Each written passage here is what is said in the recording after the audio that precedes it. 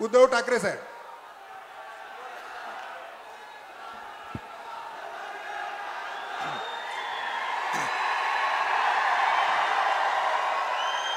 जमलेल्या माझ्या तमाम महाराष्ट्रप्रेमी बांधवांनो, भगिनींनो आणि मातांनो, सर्वप्रथम मी बिरसा मुंडांना अभिवादन करतो. कारण त्या काळामध्ये ही अशी माणसं जीवावर उदार होऊन आपल्यासाठी लढली नसती तर कदाचित स्वातंत्र्य मिळायला आणखीन उशीर झाला असता. तो जमाना वेगळा होता, इंग्रजांचा काळ होता, सगळंच काही विरोधात होतं. आता सुद्धा मला नाही वाटत काही वेगळी परिस्थिती आहे. सगळ्या यंत्रणा त्यांच्याकडे आहेत. तरी मला आत्ता आल्यानंतर जरा चुकल्यासारखं वाटलं, कारण हेलिकॉप्टरमधून उतरल्यानंतर आज बॅग तपासायलाच कोण आलं नाही.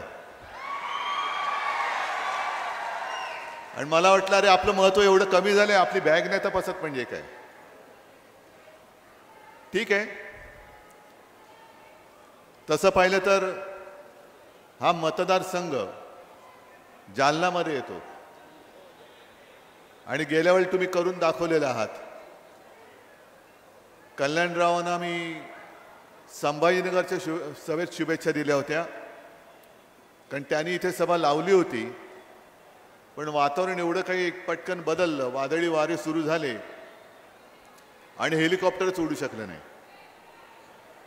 तरी देखील तुम्ही कल्याणरावांना प्रचंड मताने निवडून दिलं, त्याच्याबद्दल तुम्हाला सगळ्यांना मी धन्यवाद देतोय. आणि एकदा तुम्ही करून दाखवलेत, याही वेळेला तुम्ही केल्याशिवाय राहणार नाही, ही गर्दी आणि हा तुमचा उत्साह दाखवतोय. कारण अनेक जण गर्दी जमवण्याचा प्रयत्न करतात. काल सुद्धा मुंबईमध्ये गर्दी जमवण्याचा प्रयत्न झाला, खुर्च्यांची गर्दी खूप जमली, पण माणसंच नाही आली. आपल्याकडे सगळी माणसं जीवाभावाची आहेत. आणि माझं आव्हान आहे, इकडे एकाही माणसाला कोणालाही भाड्याने आणलेलं नाही, हे मनापासून आलेत.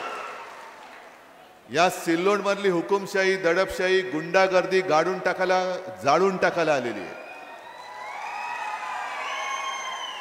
मला सुरेश बनकर पहिल्यांदा भेटले आणि ते भाजपात होते. मी त्यांना विचारलं काय करणार, तुमची तर तिकडे युती आहे. ते म्हणे साहेब नाही,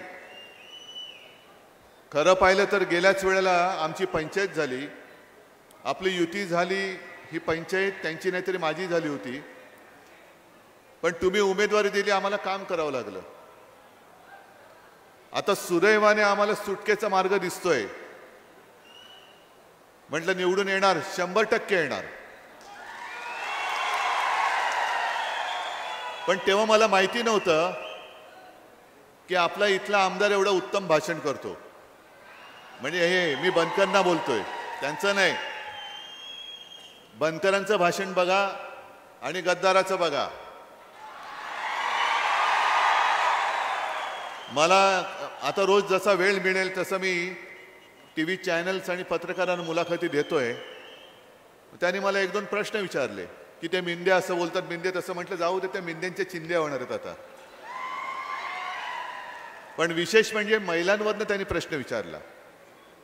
मी त्यांना म्हटलं हेच जर का असं असेल तर सिल्लोडमध्ये जो गद्दार आहे, ज्यांनी टीव्ही कॅमेऱ्यासमोर सुप्रियाताईला शिवीगाळी केली, आणि हाच माणूस उमेदवार म्हणून त्याच्या प्रचाराला देशाचे पंतप्रधान काल संभाजीनगरला आले होते, छत्रपती संभाजीनगर, त्यांच्या व्यासपीठावरती होता. मग मोदींना मला विचारायचंय, हेच तुमचं हिंदुत्व आहे का? हीच तुमची संस्कृती आहे का? मग कर्नाटकामध्ये लोकसभेच्या वेळेला त्या प्रज्वल रेवण्णांचा प्रचार केला. प्रज्वल रेवण्णाचे हात बळकट करा. हा प्रज्वल रेवण्णा कोण, कल्पना आहे ना तुम्हाला? त्यांनी काही हजार महिलांवरती अत्याचार केला, त्यांचे व्हिडिओ बनवले. आणि अशा माणसाचा प्रचार नरेंद्र मोदी पंतप्रधान हे करण्यासाठी कर्नाटकात गेले होते. काल सुद्धा त्यांच्या व्यासपीठावरती सुप्रियाताईला शिवीगाळी करणारा हा त्यांचा उमेदवार, त्याचा प्रचार करण्यासाठी मोदी आले होते. म्हणजे एकूणच संपूर्णपणाने यांच्या सगळ्यांचा थरा खालावलेला आहे. मी इथे भारतीय जनता पक्षाच्या कार्यकर्त्यांना खास करून आवाहन करतोय, म्हणजे विनंती करतोय. ठीक आहे, तुमचं आमचं थोडंसं मतभेद असतील, त्याच्यासाठी सुद्धा माझ्याशी कोणी येऊन बोलायला तयार असेल तर मी त्यांच्याशी बोलायला तयार आहे. पण आता आपण सगळे मिळून सिल्लोडला लागलेला कलंक हा धुवून टाकूया. ही संधी आहे, ही संधी आहे. कारण आपली संस्कृती, आपले संस्कार वेगळे आहेत. आज जेव्हा मी भगवा झेंडा हातामध्ये घेऊन महाराष्ट्रभर फिरतोय, त्याच वेळेला इकडे माझ्या समोर माझ्या मुस्लिम भगिनी पण बसलेल्या आहेत. का त्यांना भीती नाही वाटत? का त्यांना भीती नाही वाटत? आम्ही तर हिंदुत्ववादी आहोत. आपण हिंदुत्व सोडलंय? हिंदुत्व नाही सोडलं, पण तरी देखील आपल्या एवढ्या या सगळ्या गर्दीमध्ये माझ्या मुस्लिम भगिनी माझ्या ह्या सर्व इतर माता भगिनींसोबत येऊन बसतायत, बिनधास्त बसतायत. त्यांना इथे भीती वाटतच नाहीये. उलट भीती त्यांच्यापासून वाटते, त्यांच्यापासून वाटते. आणि मी तर म्हणेन हेच तर आमचं हिंदुत्व आहे. आज माझ्याकडे युट्यूबवरती वगैरे तुमच्याही फोनवरती आले असतील. काल मोदीजींच्या सभेत शिवाजी पार्कच्या त्या मुस्लिम महिला सांगतायत, आम्हाला हमें अंदर जाने नहीं दे रहे. का तर आम्ही काळे कपडे घातलेत म्हणून त्यांना गेटवरती अडवण्यात आलं. मग कसलं तुम्ही, तुमच्यात माणुसकी आहे की नाही शिल्लक? हे जे गद्दार तिकडे गेलेले आहेत, त्या गद्दारांच्या पापाचा पाडा माझ्या खिशामध्ये आहे. हा जर का मी वाचला, गोरगरीब जनतेची जमीन बळकावणारा, दादागिरी गुंडगिरी करणारा, बरोबर आहे. सोयगाव तालुक्यात कित्येक गोरगरीब लोकांच्या जमिनी, मालमत्ता, प्लॉट गद्दार आणि त्याच्या परिवाराने बळकावले आहेत. बरोबर आहे, ही माहिती आहे, ही माझे आरोप नाही आहेत. त्याच्यानंतर सिल्लोड शहरातील सर्व शासकीय मालमत्ता नगर परिषद सिल्लोड यांच्या ताब्यात देऊन त्या बळकावण्याचा कट रचला. बरोबर आहे. सिल्लोड शहरातील व्यापाऱ्यांच्या प्रतिष्ठानसमोर बेकायदेशीर भिंत टाकून त्यांच्या कोट्यावधींच्या मालमत्ता कवडीमोल केल्या. बरोबर आहे. स्वतःच्या संस्थेमार्फत मेडिकल कॉलेज व हॉस्पिटल निर्माण करण्यासाठी सिल्लोड येथील सर्वे नंबर 92 मध्ये कित्येक नागरिकांच्या प्लॉटवरती अनधिकृत ताबा करून बांधकाम सुरू केले. बरोबर आहे. आणि त्याच्यामध्ये विशेष म्हणजे देशातील सैन्य दलातील एक सैनिक व निवृत्त मुस्लिम सैनिक यांच्या प्लॉटचा सुद्धा समावेश आहे. बरोबर आहे. पठाण परिवार यांच्या सर्वे नंबर 337 मधील जमिनीवर बेकायदेशीर ताबा मारून निवडणूक प्रचार कार्यालय सुरू केले. बरोबर आहे. हे सगळी यादी आहे माझ्याकडे, सगळी यादी आहे, सगळी यादी आहे. आता या यादीचं करायचं काय? तुम्ही जर का हे निवडून दिले तर मी इथल्या तमाम गोरगरिबांना मी वचन देतोय की आपलं सरकार आल्यानंतर या सगळ्याची चौकशी करून ज्यांच्या जमिनी बळकावल्या आहेत त्या मी परत करून दिल्याशिवाय राहणार नाही. कारण हे तर मी अर्धच वाचलंय, अजून अर्ध बाकी आहे, आणखीन काही कागद बाकी आहेत. आणि किती काळ सहन करणार, किती काळ मस्ती? एक तर गद्दार तिकडे एकत्र झाले. मिंदे एक मोठा गद्दार, 40 जण, म्हणजे आपण त्याला सगळं काही दिलेलं. यांना सुद्धा मंत्रिपद दिलं, त्यांना सुद्धा मंत्रिपद दिलं. पण मंत्रिपद देऊन सुद्धा यांची भूकच शमत नाही. सगळं हावरटासारखं हे खात सुटलेत. बरं, खाताना तुमच्याकडे सत्ता आहे म्हणून त्या सत्तेचा दुरुपयोग करून जर तुम्ही गोरगरिबांना छळला असाल तर तुम्हाला सुद्धा कायद्यानुसार चौकशी करून तुरुंगात टाकल्याशिवाय राहणार नाही. हे मी सिल्लोडकरांना सांगायला आलेलो आहे. उगाच काहीतरी करत जायचं. खरं म्हणजे गेल्या वेळेला मी प्रामाणिकपणाने कबूल करतो की माझी चूक झाली. मी त्याच्याबद्दल तुमच्या सगळ्यांची माफी मागतो. माझी चूक झाली. कारण आम्हाला असं वाटलं तर समोर लोक येतात, समोर आल्यानंतर काय मस्ती नाही दाखवू शकत. अगदी वाकलेले असतात, झुकलेले असतात. मी असं करेन, मी तसं करेन, मी तुमचे स्वप्न साकार करेन. माझं स्वप्न सोडून द्यावं. तुम्ही माझ्या गोरगरिबाची झोप उडवलेत. आणि तुम्ही तुमच्या सगळ्या मालमत्ता एकदम भरपूर करून ठेवलेल्या आहेत. हे आता याच्या पुढे होता कामा नये. आणि तुम्ही जर का एकवटलात जसे आज दिसतायत, हे एकवटल्यानंतर कोणी किती मोठा असू दे, जेव्हा सर्वसामान्य माणसं एकवटतात ना, तेव्हा किती मोठा माणूस असला तरी तो कोलमडून पडल्याशिवाय राहत नाही. हा या देशाचा इतिहास आहे. म्हणून मी मनापासून तळमळीने भाजपच्या लोकांना सुद्धा सांगतोय, कार्यकर्त्यांना सांगतोय की ही संधी सोडू नका. आता ही संधी सोडू नका. पुन्हा आपल्या या सिल्लोडमध्ये गुंडागर्दी दहशतीचं राज्य तुम्हाला पाहिजे असेल, म्हणजे भाजपच्या कार्यकर्त्यांना पाहिजे असेल, पण ते हवंय असं मला वाटत नाही.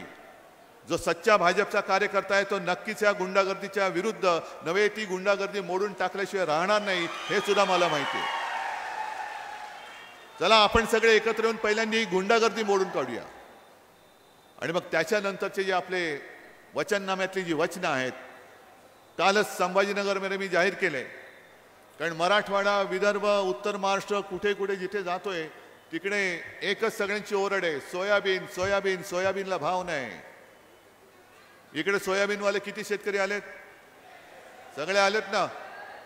आपल्या काळामध्ये काय भाव होता? 7,000. आता किती आहे? मग मी तुम्हाला वचन देतोय की त्यावेळेला जर मी 7,000 भाव तुम्हाला दिला होता, तर या वेळेला आपलं सरकार आल्यानंतर मी तुम्हाला 7,000 भाव दिल्याशिवाय राहणार नाही. हमी भावच नाहीये. म्हणजे शेतकऱ्याच्या मालाला हमी भाव नाही तर गद्दाराला हमी भाव द्यायचा. गद्दार मस्तीमध्ये मला 50 खोके मिळालेत. गद्दाराला जर का 50 खोके मिळत असतील तर राबणाऱ्या माझ्या शेतकऱ्याला, शेतमजुरांना त्याच्या हक्काचं का मिळू नये? ज्यांनी, म्हणजे तुम्ही ज्याला निवडून दिला तो गद्दार झाला, तो खोके घेऊन पळाला. पण ज्याने निवडून दिला तो त्याच्याकडे गेल्यानंतर तो उलटा फिरून दादागिरी करतो. मी तुम्हाला सोयाबीनला भाव देऊन दाखवेन. एकदा तर मी सर्व शेतकऱ्यांना 2 लाखापर्यंत पीक कर्जमुक्त केलं होतं ना. यांनी गद्दारी करून सरकार पाडलं नसतं तर मी पुन्हा तुम्हाला कर्जमुक्त केलं असतं. पण ठीक आहे, मी म्हणजे मिंधे नाहीये. 2.5 वर्षामध्ये यांना कधी यांची बहीण आठवली नाही.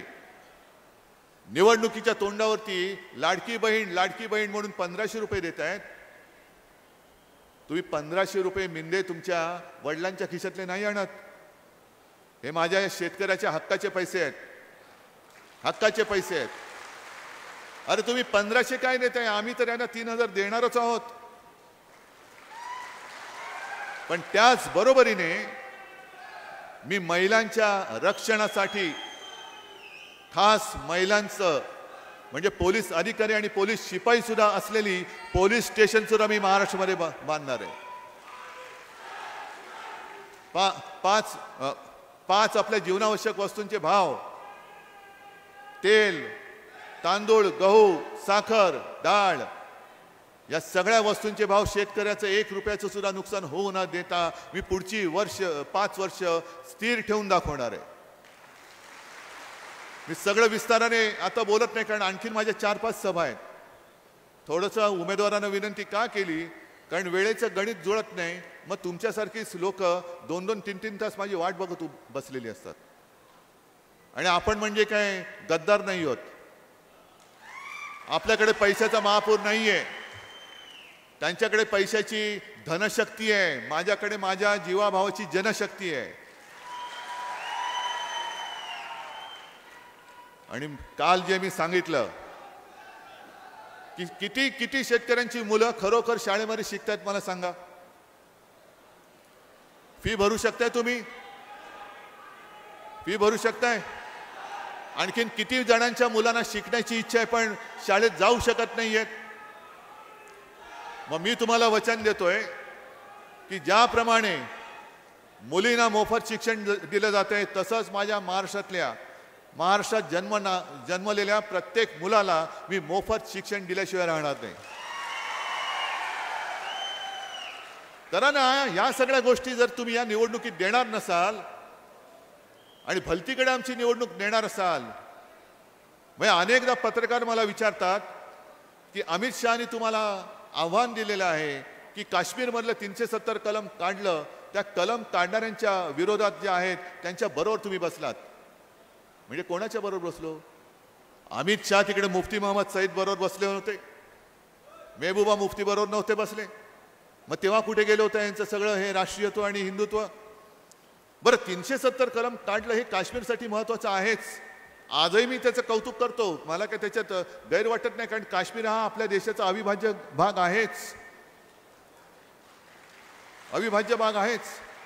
पण काश्मीरमध्ये जेव्हा सगळ्या आपल्याच रक्ताच्या जनतेवरती अन्याय होत होता, तेव्हा अमित शहा, तुम्ही आणि नरेंद्र मोदी कुठे होतात? त्याच्यामुळे माझं एवढंच मत आहे की बाकीचे जे आपले काही मुद्दे आहेत ते जरा बाजूला ठेवूया, पण माझ्या शेतकऱ्याच्या सोयाबीनला भाव का नाही मिळत, कापसाला भाव का नाही मिळत, मिंदेला भाव कसा मिळतो? आणि तुम्ही ठरवायचंय ही जी काही निवडणूक आहे ते उद्धव ठाकरेचं काय होणार, बनकरांचं काय होणार. कल्याणराव खासदार झाले म्हणजे कल्याणराव झाले, दिल्लीला गेले, तुमचा त्यांचा संबंध नाही असं नाहीये.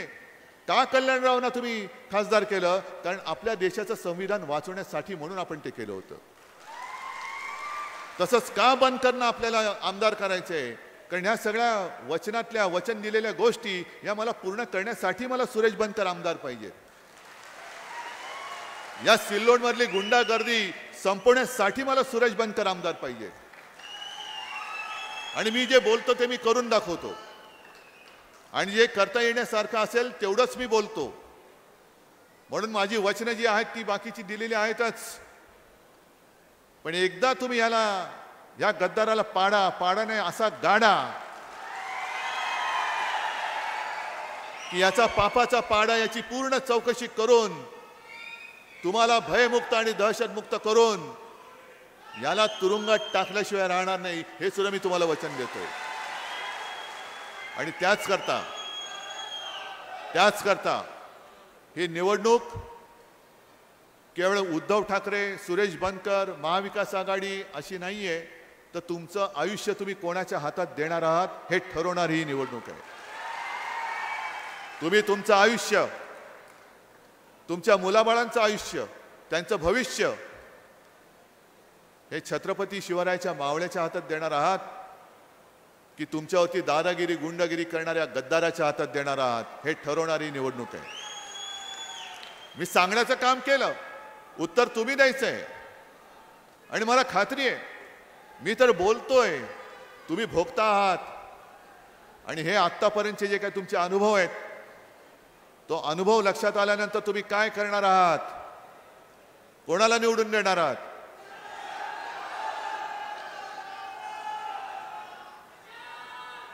कोणाला? शाबास. या सगळ्या मशाली या नुसत्या हातात धरणाऱ्या मशाली नाहीत. मशाल प्रत्येकाच्या हृदयामध्ये धगधगली पाहिजे. आणि 20 तारखेला ती अशी पेटली पाहिजे की या सिल्लोड मधली गुंडागर्दी, दादागिरी, दहशत ही मशाल जाळून भस्म केल्याशिवाय राहणार नाही, हा विश्वास व्यक्त करतो आणि आपली रजा घेतो. जय हिंद, जय महाराष्ट्र. धन्यवाद साहेब. त्यानंतर या वार्डाच्या नगरसेविका रुपालताई यांचा सत्कार.